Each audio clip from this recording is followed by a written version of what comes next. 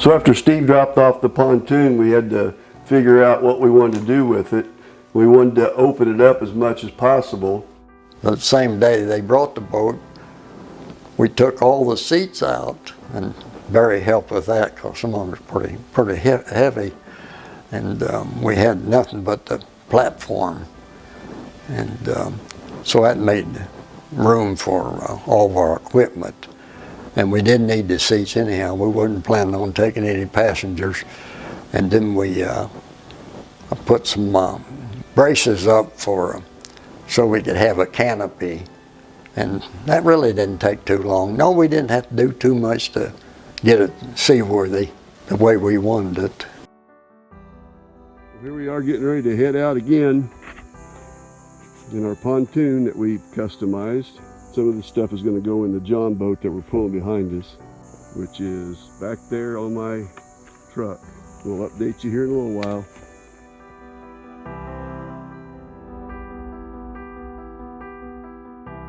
One thing was the advantage to the pontoon over the shanty boat. It was only 8 foot wide, and with the trailer we could port it on the highway, but the other one we had to break down because it was too wide to be legal.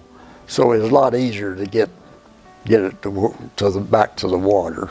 Well, yeah, when we got the pontoon, it was on a trailer, and I've got a small truck. It's six cylinder, and it was pretty big load for that. When we finally got down to the new boat dock where we put in on the other side of the log jam, it was the steepest boat ramp I think in the state of Indiana. And I had my brakes all the way down, and because of the steepness, it was going in the water one way or the other.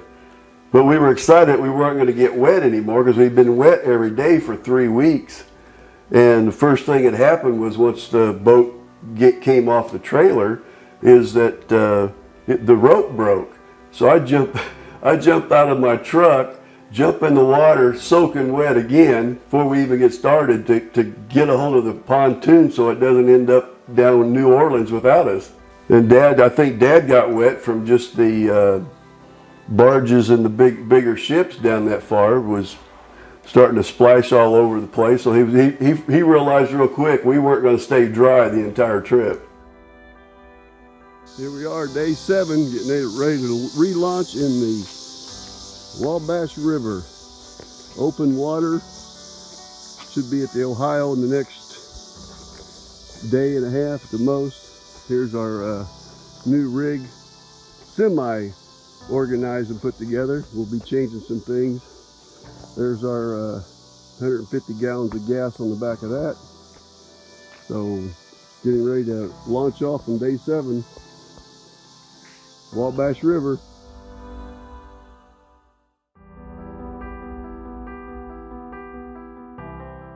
With a 50 horsepower motor on the pontoon, we were going to need more gas. And with the 5 horsepower, we figured we could just stop wherever and get gas when we needed it. But once we looked at the map and the places to stop gas, was over 500 miles once you pass a place in Ohio. It was over 500 miles to the next marina to get gas on the water.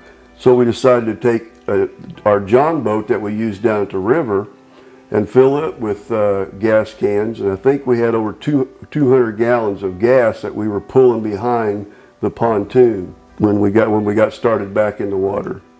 And we fixed a canopy over it, so if the water splashed in the John boat or rain or something, we wouldn't have to keep bailing water out. So we had the gas cans covered with a tarp. Well, the people at Rural King got a big kick out of me carrying out 25-gallon jugs of gasoline. But re-looking at the map today, realizing that between Illinois and south of Tennessee, it's 500 miles between one marina to another that I can actually fill up. So we need to take about 100 gallons of gas with us to fill up our tank and make sure that I'm not walking a mile into town off the beaten path to fill up. I'm going to make sure we have enough gas. So Here's what we'll be pulling in our John boat behind the new pontoon to get us to New Orleans. Just another day in paradise with the Peyton crew. Checking in soon.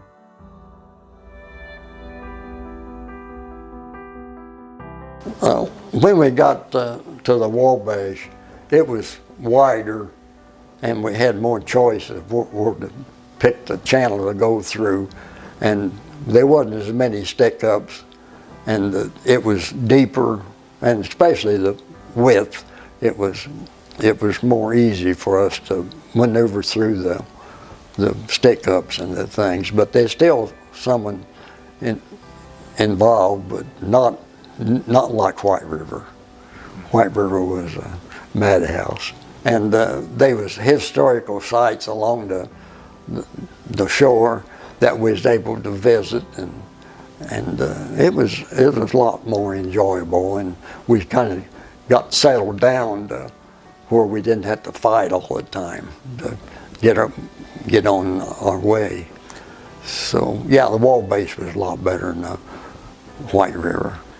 It was probably the deepest of any of the river system where we didn't have to worry about the sandbars. I mean, the sandbars happened so fast that it wouldn't even show up on our depth finder. I mean, we'd be in White River, we'd be at 10 feet of water, and 10 feet later we'd be in 1 foot of water. So the Wabash was much smoother and nicer to go down. But we had to kind of watch, because on certain places on the Wabash there was riffles, and we had to make sure we stayed in the main current, or we'd have been stopped by the riffles and the shoals. But yeah, we managed to get without hardly any trouble. We had to stay on alert though.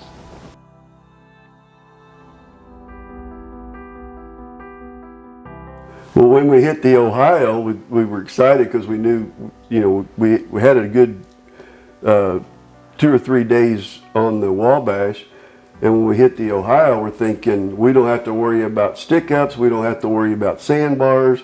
We now can just put our feet over and relax and let the current take us. And within 200 yards of hitting the Ohio River, we got stuck on a sandbar.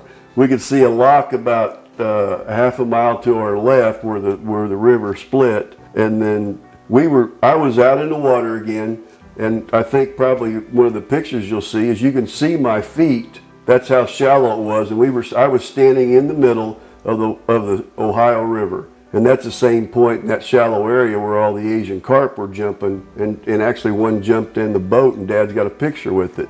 But that was our first experience of the Ohio, was getting stuck on a sandbar. And I think when the two currents met, they washed that sand up, and that's where we got stuck. I think the two currents is what washed the sand up, and right in the middle, right in the middle of where you didn't expect it. But that was a job Barry had, and we finally broke free from it and was on our way again.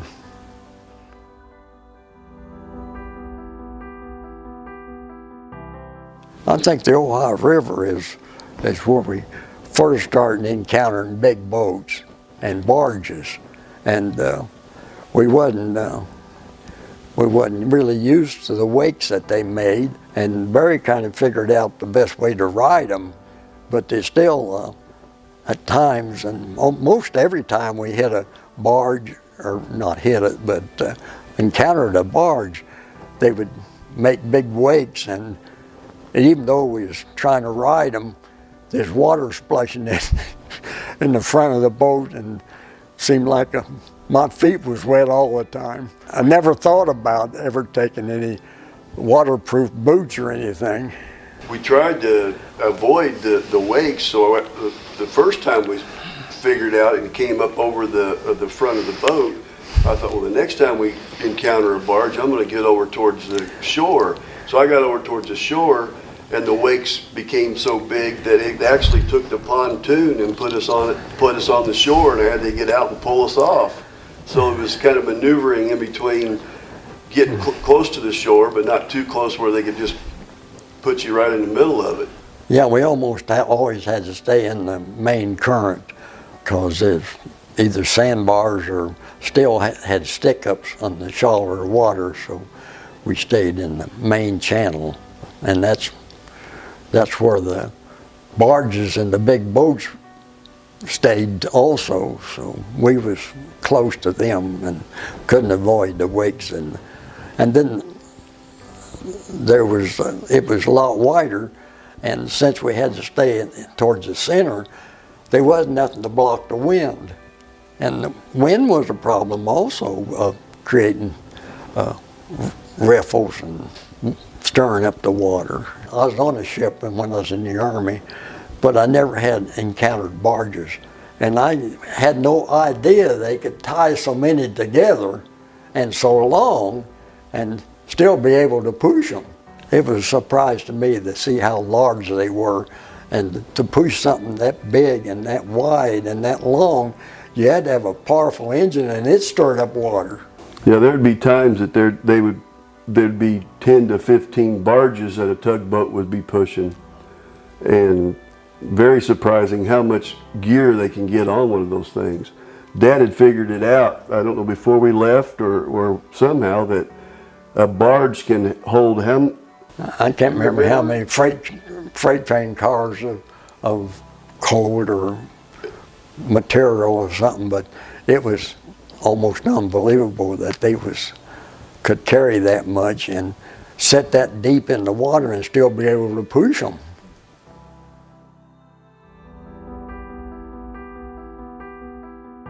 Yeah, we would try to park it with a creek or a small river running into one of the main rivers, and then we'd pull off in there, and that's where we'd dock, and then we'd sleep that night.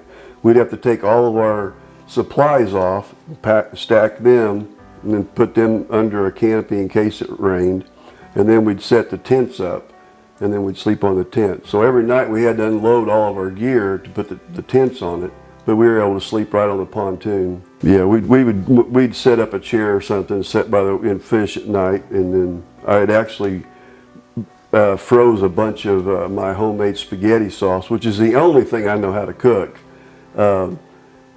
And so we had several of those frozen, and so we had that for several nights, along with the fish that we were catching. Well, sometimes we'd catch our supper, and that probably was the best when we fried the fish up, and of course we had some canned fruit and stuff, and some vegetables, but sometimes we ate dehydrated food when we just didn't feel like doing anything else. But Barry did all the cooking and cleaning up. I just sat around the fire and watched him.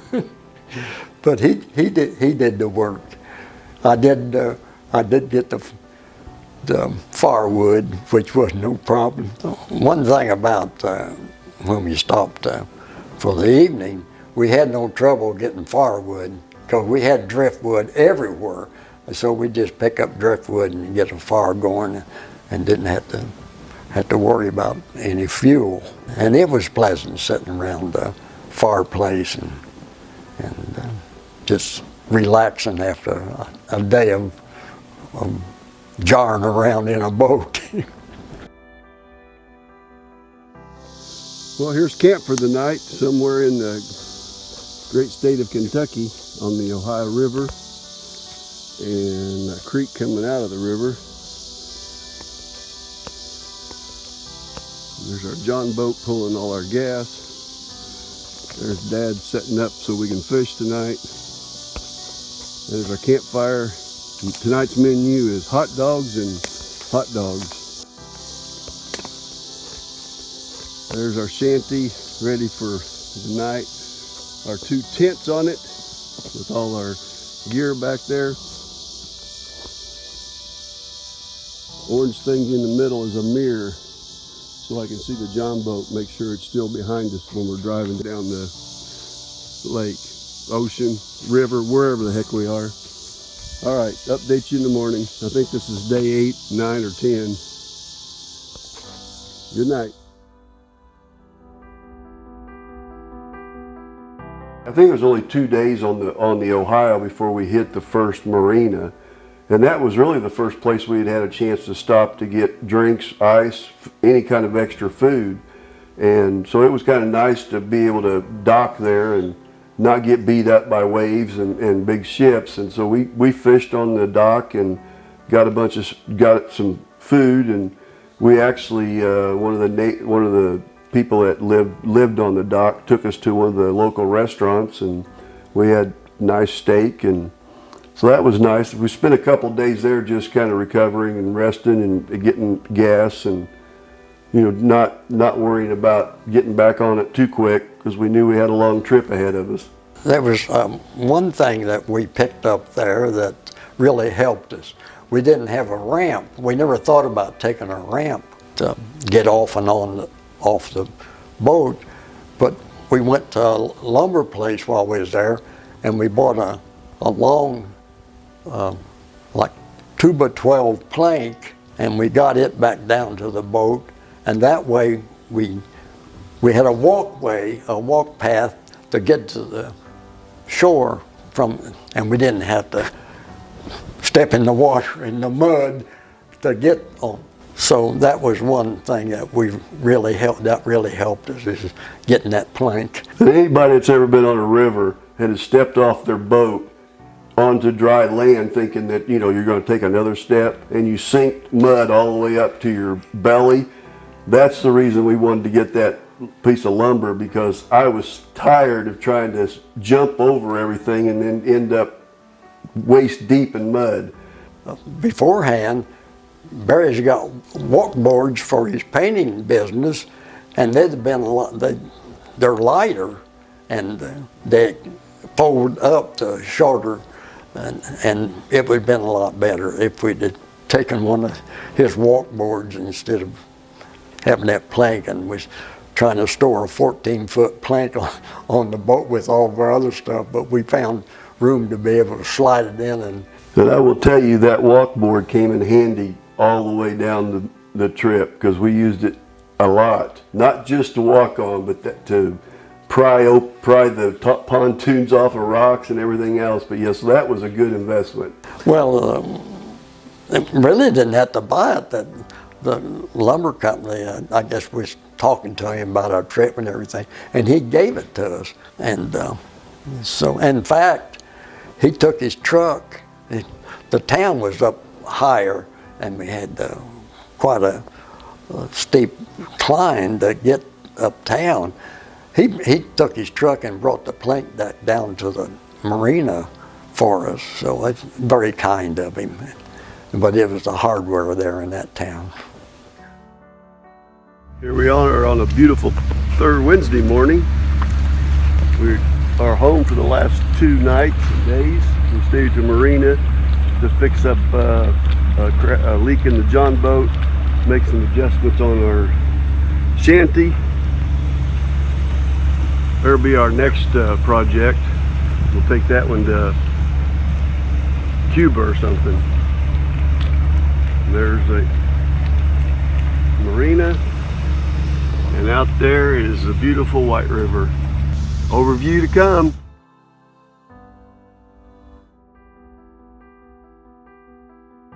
Yeah, when Lori reached out to do our Facebook, then we were each at the end of each day, I would try to just jot down some of the things that happened so she could put them together and then put them on Facebook.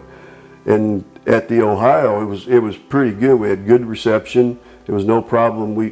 I would text her, or we'd do a Facebook a private message, and then I'd send her what went on that day, and then she would put it together and have it out either that night or in the morning.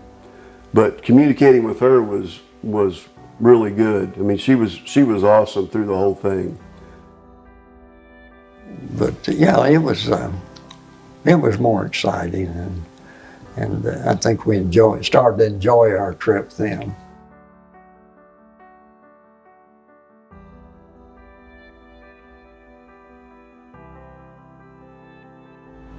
New Orleans, here we come.